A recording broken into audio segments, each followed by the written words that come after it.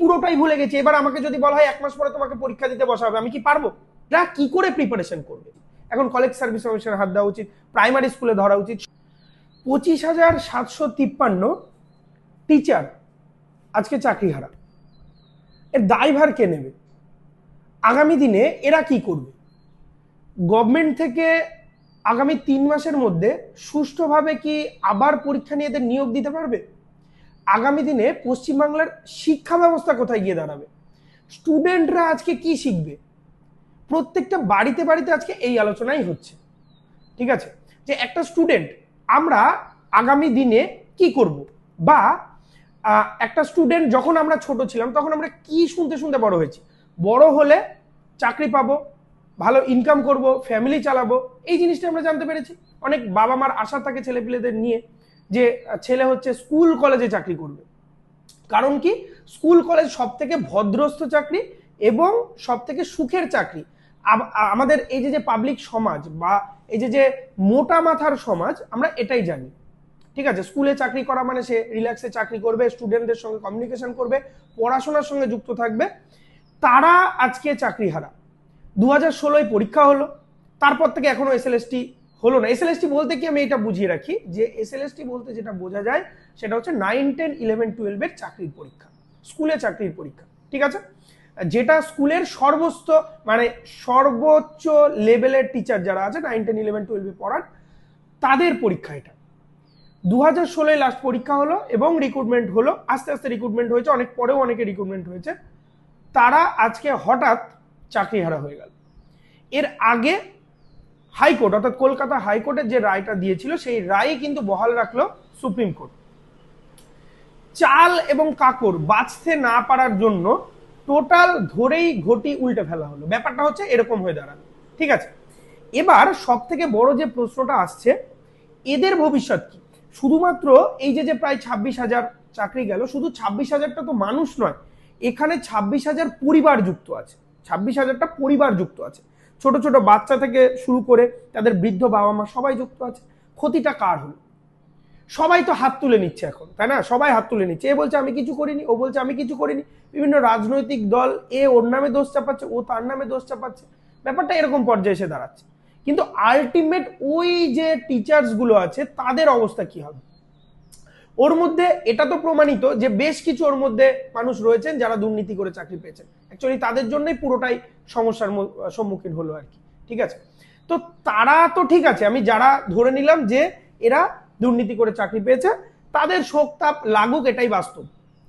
কিন্তু যারা দুর্নীতি করে চাকরি পায়নি, সারাটা জীবনের পরিশ্রম দিয়ে ওইটুকুনি টাইমে পরীক্ষা দিয়ে, হ্যাঁ, সে সুষ্ঠুভাবে চাকরিতে যোগদান করেছে এবং সে চেয়েছে এইভাবেই সে জীবনটা কাটাবে, এইভাবে তার পুরোপুরি সেটেল হয়ে গেছে। কারণ 2016 পরীক্ষা মানে তারপরে প্রায় রিক্রুটমেন্ট 18তেও যদি পায়, 19, 20 মানে 25 সাল এখন চলছে, তো প্রায় 7-8 বছর সে চাকরি করছে। ঠিক আছে, তো এখন সে একটা সব রকম সেটেলমেন্ট করেছে। হয়তো সে বাড়ি তৈরি করার জন্য লোন নিয়েছিল, একটা বাড়ি তৈরি করেছে, সে বিয়ে থাওয়া করেছে, তার একটা ছোট বাচ্চা আছে। এরকমই ম্যাক্সিমাম যদি তুমি দেখতে পারো বা আপনি দেখতে পারেন, বা যারা এই ভিডিওটা দেখছে, আমার থেকে বড় ছোট যে কোনো লোকই দেখছে ভিডিওটা, সবাইকে একসঙ্গে এই জিনিসগুলো জানা উচিত এবং আওয়াজ তোলা উচিত। শুধুমাত্র আমাদের এখানে সমস্যাটা কি হয়, আমাদের বাঙালিদের অনেক সমস্যা রয়েছে। ঠিক আছে, যেখানে যে সমস্যাটা হচ্ছে, ঠিক আছে পাশের বাড়ি সমস্যা হয়েছে, বসে বসে মজা নিচ্ছি, দেখছি যা হয় হোক, আমাদের বাড়ি তো বাঁধেনি। কিন্তু এই সিচুয়েশন করতে করতে এটা না স্কুল হয়েছে। এখন যদি এই যে কালকে আমি একটা ভিডিওর কমেন্টে দেখছিলাম যে একটা ঐতিহাসিক রায় একজন লিখেছে, যার নাম আমি খুব একটা ভালো করে দেখিনি, সেটা হচ্ছে উনি লিখেছেন যে এই প্রথম এমন একটা রায় বেরোলো যে রায়তে যারা দোষ করেছে, মানে যারা নির্দোষ তারা তো শাস্তি সারা জীবনই পায়, এবং যারা দোষ করেছে অরিজিনালি তাদের শাস্তি পেতে এই প্রথম দেখলাম। কমেন্টটা খুব মনে লাগলো ব্যাপারটা। ঠিক আছে, কারণ যারা যোগ্য তারা প্রতারিত হচ্ছে, এটা অনেক দিন ধরেই সবাই দেখে আসছে। যারা অযোগ্য তারাও প্রতারিত হলো, এই ব্যাপারটা ওই লোক তুলে ধরেছে। ঠিক আছে, এবার সমস্যাটা হচ্ছে এইটা, আজকে স্কুলে গেল, এই একই জিনিস কলেজ সার্ভিস কমিশনে যদি আসে তাহলেও দেখা যাবে এই স্কুলের মতো কলেজও ফাঁকা হয়ে যাচ্ছে। এই জিনিসটা যদি প্রাইমারি স্কুলের ক্ষেত্রে চলে আসে, দেখা যাবে প্রাইমারি স্কুলও ফাঁকা হয়ে যাচ্ছে। কার মানে দায়ভারটা কে নেবে? এই যে বিষয়টা আসলো, তার দায়ভার কে নেবে? কারণ একটা জায়গায় দুর্নীতি হয়েছে, যেমন এখানে পরিষ্কার করে কোর্ট থেকে বলে দেওয়া হয়েছে দুর্নীতি হয়েছে, এবং সেই কারণে মানে বাঁচতে না পারে ডিটেলসে সমস্তটা বাতিল করে দিল। একই রকম অনেক জায়গায় দুর্নীতি হয়েছে। তাহলে এইভাবে যদি ধরা শুরু হয় সবাই বাতিল হয়ে যাবে, ঠিক কি না? এইভাবে যদি ধরা শুরু হয় সবাই বাতিল হয়ে যাবে। তাহলে স্কুলের ভবিষ্যৎ কি, কলেজের ভবিষ্যৎ কি, প্রাইমারি স্কুলের ভবিষ্যৎ কি? আমি এইটুকুনিতেই থাকছি, অন্য কথা আমি বাদই দিলাম। শিক্ষা জগতের ভবিষ্যৎ কি হবে, এবং একটা স্টুডেন্ট কি শিখতে শিখতে বড় হবে? ওয়েস্ট বেঙ্গলে সে ভাবছে আমি WBCS পরীক্ষা দেবো, সে ভাবলো আমি স্কুলে পরীক্ষা দেবো, আমি মেজর নিয়ে পড়ছি, আগে তো অনার্সের সিস্টেম ছিল, এখন মেজর এসছে, আমি কি করব? তাহলে সে কি করবে এখন? সে কি পড়াশোনা ছেড়ে দেবে? যে এমনি তো এত বছর পরীক্ষা কিছু হয়নি, ঠিক আছে, তাহলে সে কি পরীক্ষা ছেড়ে দেবে? এবং এটা সব থেকে দেখেন, আমি কিছু কাজ করি না, আমার দিনে 100 টাকা ইনকাম আছে, আমি ওই 100 টাকার মধ্যে জীবনকে সেট করার চেষ্টা করব। এবার আমার যখনই দিনে 1000 টাকা, আমার যখনই দিনে 2000 টাকা, আমার যখনই দিনে 5000 টাকা, বা মাসে 1 লাখ টাকা, 1.5 লাখ টাকা, 5 লাখ টাকা, যে যেমনই ইনকাম করুক না কেন, সে সেইভাবে তার জীবনটাকে সেট করে এবং তার খরচ খরচা সেভাবে সেট হয়।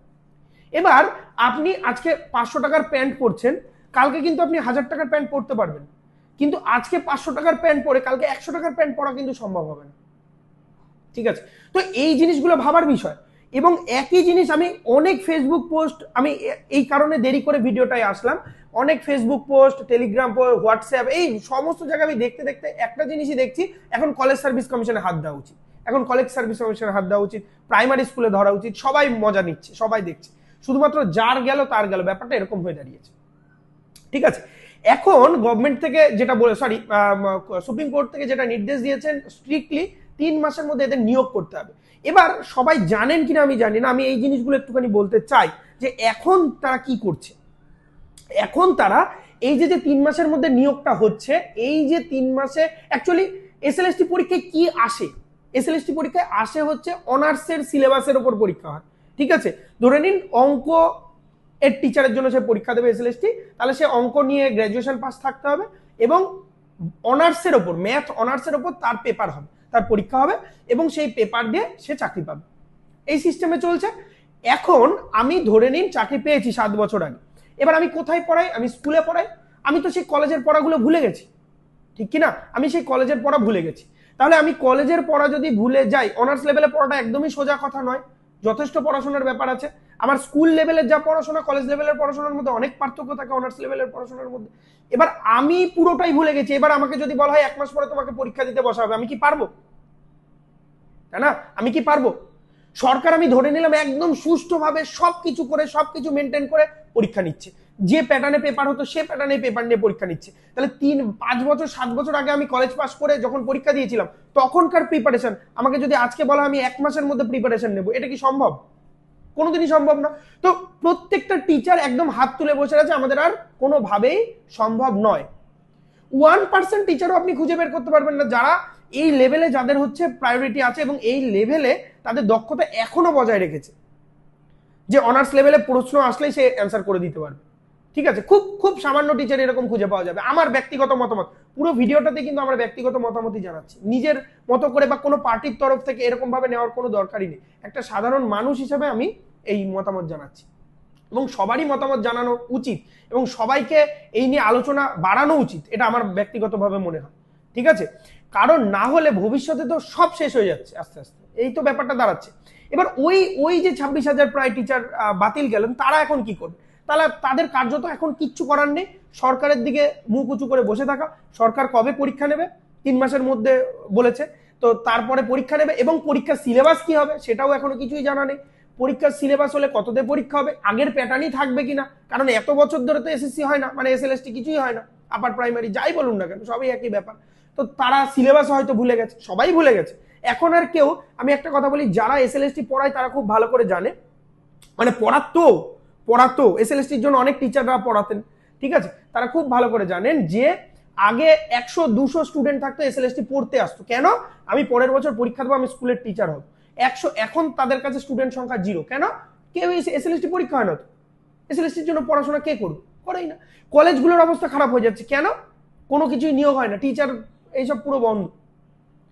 কি বললাম বুঝতে পারলেন? তো এই যে বিষয়, এই যে সিচুয়েশনটা তৈরি হচ্ছে, আগামী দিনে কলেজে যদি হাত পড়ে, আগামী দিনে যদি এই যে কি বলে প্রাইমারি স্কুলে যদি হাত পড়ে, তো ব্যাপারটা একই গিয়ে দাঁড়াবে। ঠিক আছে, সবাই উপর উপর দিয়ে বলছে আহারে কি করা যাবে, একবার ওই জায়গাটাই দাঁড়িয়ে আপনাকে ভাবতে হবে যে ওরা এখন কি করবে বা কি করণীয়, সামনে ভবিষ্যৎ আপনার বাড়ির ছেলেটা বা আপনার এইরকম যে কোনো রকম সিচুয়েশন আসবে না তার তো কোনো গ্যারান্টি নেই ওয়েস্ট বেঙ্গল থেকে, তাই না? তো এই যে বিষয় সেটা হচ্ছে, এবার আমি যে বিষয়টা নিয়ে আলোচনা করব সেটা হচ্ছে সরকার কি আদৌ পারবে এই যে টেস্টের কথা বলেছে 3 মাসে সুষ্ঠুভাবে একটা সিলেবাস দিয়ে সেই সিলেবাসের প্রিপারেশন করিয়ে, মানে স্টুডেন্টরা সেই সিলেবাসের প্রিপারেশন করে তার টেস্ট নেওয়া, তার খাতা বের করে এবং তাদেরকে আবার যোগ্য ব্যক্তিদের রিক্রুটমেন্ট দেওয়া, ঠিক কিনা? এই প্রসেসটা কি আদৌ সম্ভব, আদৌ কি যুক্তিযুক্ত? হঠাৎ করে আমি একটা পরীক্ষা নিলাম, এই জন্য একটা চ্যাপ্টারের পরীক্ষা, একটা চ্যাপ্টার তুমি বাড়ি থেকে করে আসো, তোমাকে পরীক্ষা নিয়ে নিলাম, তোমাকে প্রাইজ দিয়ে দেওয়া হবে, ব্যাপারটা ওই রকম এসে দাঁড়িয়ে গেছে। কিভাবে পরীক্ষা দেবে? আমি 1 মাসের মধ্যে কি করে প্রিপারেশন করব? একটা টিচার, যে টিচার ছিলেন এতদিন, এখন তার পাড়ায় ঢুকতেই অসুবিধা, লোকে একটা অন্য দৃষ্টিতে তাদের দিকে তাকাবে, ঠিক আছে? সে কিভাবে প্রিপারেশন নিয়ে এই মানসিক চাপের মধ্যে এই 1 মাস বা 1.5 মাস বা 2 মাসের মধ্যে, কারণ 3 মাসের মধ্যে বলেছে রিক্রুটমেন্ট দিতে হবে, তাহলে 2 মাসের মধ্যে কি করে পরীক্ষাটা নিয়ে তার প্রিপারেশন কি করে করবে সে, এটার কথা কিন্তু কেউ ভাবছে না বা এই নিয়ে কোনো জায়গায় দেখাচ্ছে না। শুধুমাত্র সবাই এটুকুনি জানে এতজনের চাকরি বাতিল হয়েছে, অমুক বাড়ির লোকটার চাকরি বাতিল হয়েছে, আমার স্কুলের ওই টিচারটার চাকরি বাতিল হয়েছে, এই ব্যাপারটা গিয়ে দাঁড়িয়েছে। তো আমার একটা কথাই সবার কাছে প্রশ্ন থাকলো, সেটা হচ্ছে যে আমার সঙ্গে কারা একমত যে এরা কি করে প্রিপারেশন করবে, আগামী দিনে ভবিষ্যৎটা কি, আগামী দিনে আমাদের ওয়েস্ট বেঙ্গলের যে শিক্ষা ব্যবস্থা তার ভবিষ্যৎটা কি, এবং এর সিলেবাসটা কি থাকবে। সরকার খুব তাড়াতাড়ি সিলেবাস বের করুক, যে এই টপিকের উপর পরীক্ষা নেবো, যে এই 2টো টপিকের উপরই পরীক্ষা নিয়ে রিক্রুটমেন্ট দিয়ে দেবো, ব্যাস। তারপরে তাদের মধ্যে থেকে চাল কাকর কি করে বাঁচবে সেটা আমার মাথায় ঢুকছে না। যদি কেউ জেনে থাকেন অবশ্যই আমাকে কমেন্টে জানান। এবং এই ধরনের যে একটা সিচুয়েশন তৈরি হয়েছে, আগামী দিনে পশ্চিমবঙ্গের শিক্ষা ব্যবস্থা কি করে বজায় থাকবে, এই যে বেহাল অবস্থার মধ্যে দিয়ে চলছে সেটা কি করে বজায় থাকবে। একটা স্টুডেন্ট কি শুনে বড় হবে, একটা স্টুডেন্ট তো শুনে বড় হচ্ছে যে আমরা কিছুই, বড় হয়ে আমরা আর কিছু চাকরি পাবো না, আমরা স্কুলে শিক্ষকতা ব্যাপারটা উঠেই যাচ্ছে। তো এই জিনিসটা কি করে মেনটেন হবে বা এই রোলটা কি করে হবে, এই সম্বন্ধে যদি কারোর অভিজ্ঞতা থাকে বা কেউ যদি সঠিকভাবে জেনে থাকেন অবশ্যই ভিডিও কমেন্ট করুন। এবং খুবই দুঃখের সঙ্গে এই ভিডিওটা বানাতে হলো বা এই পোস্টটি করতে হলো, ঠিক আছে? আমি সাধারণত এই রকমের কোনো রকম পোস্ট আমি করি না। তো আজকে যে সিচুয়েশনটা চলে এসেছে এই সিচুয়েশনে সবাইকে এই ধরনের কিছু জিনিসপত্র বলা উচিত এবং আন্দোলন বলুন, সামনের ভবিষ্যতে কি করা যাবে তার প্ল্যানিং বলুন, এগুলোকে সবাইকে সংঘবদ্ধ হয়ে করা উচিত। যে আমি আবার বলছি, কে কোন পার্টি করছে, কেউ টিএমসি করছে, কেউ বিজেপি করছে, কেউ সিপিএম করছে, কেউ কংগ্রেস করছে, আমার কিচ্ছু দেখার দরকার নেই, কোনো পার্টির কিচ্ছু দেখার দরকার নেই, সবাই আলটিমেট কিন্তু মানুষ। যে দেখা গেল সিপিএম করছে, যে দেখা গেল তৃণমূল করছে, যে দেখা গেল বিজেপি করছে, তার বাড়ির ছেলেটারও তো বাতিল হয়েছে। এখানে হিন্দু মুসলমান ব্যাপারটা ওরকম তো নেই, ঠিক আছে? এখানে কোনো পার্টিগত রংগত কোনো কিচ্ছু ভাবার দরকার নেই। শুধুমাত্র আমার এটাই প্রশ্ন সবার কাছে, আগামী দিনে ভবিষ্যৎ কি হবে, টিচাররা এখন কি করবে যাদের চাকরি বাতিল গেল, এবং তারা কি করে প্রিপারেশন নেবে, কি প্রিপারেশন নেবে তারা, ঠিক আছে? এই সংশয় থেকে আমি ভিডিওটা করলাম এবং সবার কাছে এটাই প্রশ্ন, তারা এখন কি প্রিপারেশন নেবে। যদি আপনাদের মধ্যেও কেউ থেকে থাকেন যে জানেন যে কি প্রিপারেশন নেবে, আপনি বলুন যাতে লোকের কিছুটা উপকার হয়, কারণ এটা তো কেউ দেখাচ্ছে না, কেউ তো বলছে না, কেউ বুঝছে না ব্যাপারটা, ঠিক আছে? ওকে।